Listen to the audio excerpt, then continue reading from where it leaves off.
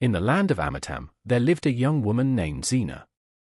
To the villagers, she was the very image of virtue. She could always be found sitting on the first pew at New Life Assembly Church, eyes closed in prayer, arms lifted high, her voice rising above the congregation like a dove in worship. Dressed in long, flowing gowns and always carrying her Bible, she was adored by elders, praised by pastors, and held up as a model to the village girls. But not everything was as it seemed. When the moon rose and the shadows crept across the dusty village paths, Zina would vanish from her room like smoke in the wind. She would slip into the hidden parts of the city, places lit not by candles of worship but by neon lights and flashing phones. Zina lived a double life.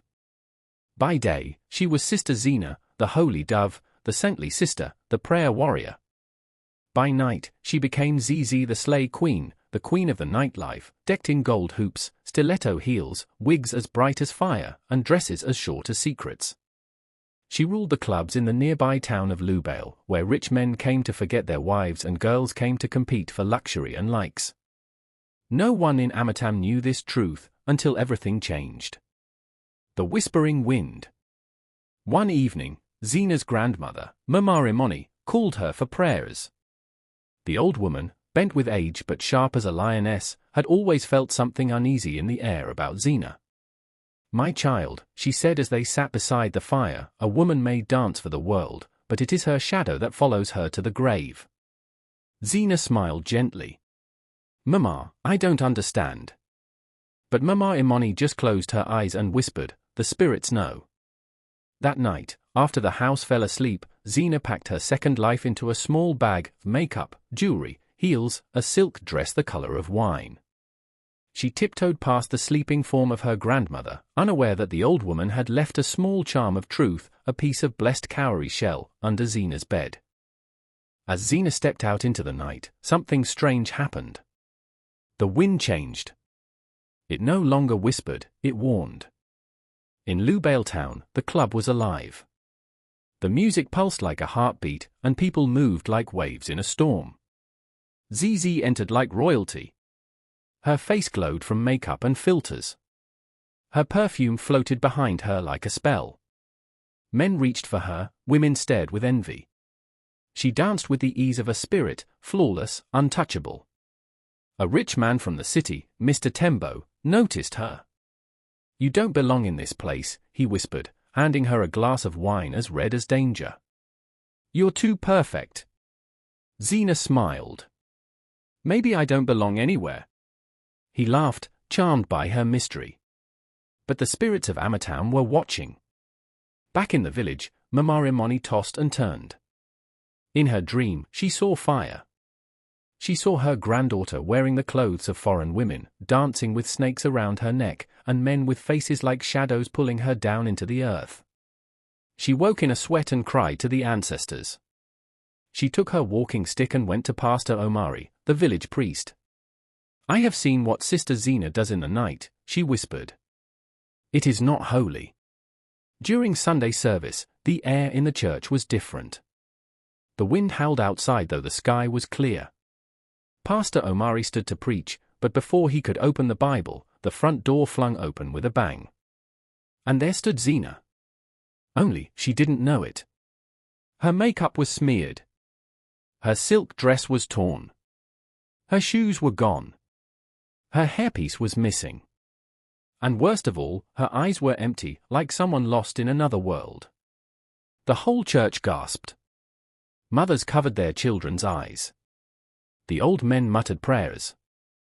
Zina stumbled in, barefoot, still smelling of smoke and spirits. "Mama," she murmured. She collapsed at her grandmother's feet. Zina lay unconscious. A team of elders, prayer warriors, and her grandmother stayed by her side. They prayed, sang, and poured holy oil on her forehead. Eventually, Zina screamed and sat up. She told them everything. She confessed how it began, how social media poisoned her thoughts, how she longed for attention, beauty, and wealth. How, at night, she found a thrill in being someone else. How the clothes made her feel powerful, the likes made her feel seen, and the men made her feel desired. But she had also confessed something darker. That night in Lubale, Mr. Tembo took her to a mansion outside town. There, she found other girls, beautiful, broken, silent. He had offered her a contract, a life of luxury, fame, and international travel. All she had to do was drink from a golden goblet and vow her loyalty to his brotherhood. Zena hesitated. She felt a burning in her chest. She heard her grandmother's voice.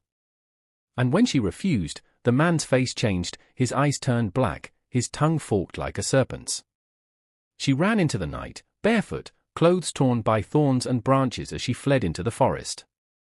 And somehow, guided by unseen forces, she walked miles in her trance until she entered the church, shamed and saved at once. From that day on, Zena changed. Not like before, when she pretended, but truly changed. She confessed before the entire village and warned other girls about the dangers of living two lives. The world of the Slay Queen, she said, was a painted mask hiding chains. She started a women's group in Amatam called Light in the Shadows. She taught girls how to build self-worth, use their talents, and resist the lies of social media and fake fame.